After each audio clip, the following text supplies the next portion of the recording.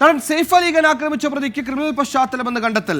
മോഷണം നടത്തിയതിന് ജോലി ചെയ്തിരുന്ന പബ്ബിൽ നിന്ന് ഇയാളെ പുറത്താക്കിയിരുന്നു. മാൾട്ട അതിർത്തി വഴിയാണ് ഇയാൾ ഇന്ത്യയിലേക്ക് നുഴഞ്ഞു കയറിയതെന്നും പോലീസ് കണ്ടെത്തിയിട്ടുണ്ട്. പ്രതിയെ സെയ്ഫ് അലി ഖാന്റെ ഫ്ളാറ്റിലെത്തിച്ച് കുറ്റകൃത്യം പോലീസ് പുനരാവിഷ്കരിക്കും. ആരോഗ്യനില മെച്ചപ്പെട്ട നടൻ സെയ്ഫ് അലി ഖാൻ ഉടൻ ആശുപത്രി വിടും.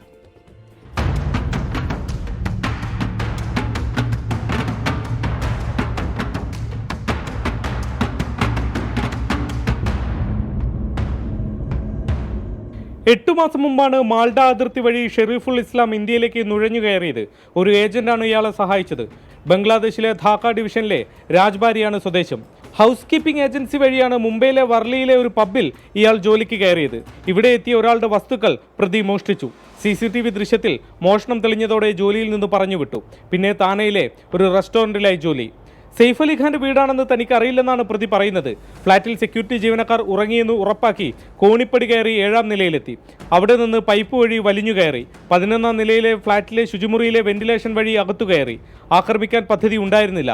എന്നാൽ ബഹളമായപ്പോൾ രക്ഷപ്പെടാനാണ് ആക്രമിച്ചതെന്നും പ്രതി മൊഴി നൽകി.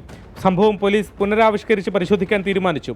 ബോളിവുഡ് താരങ്ങളടക്കം സെലിബ്രിറ്റികളെ പ്രതി ലക്ഷ്യമിട്ടിരുന്നു എന്നാണ് പോലീസ് അന്വേഷിക്കുന്നത്.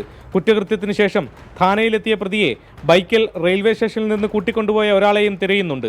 24 മുംബൈ.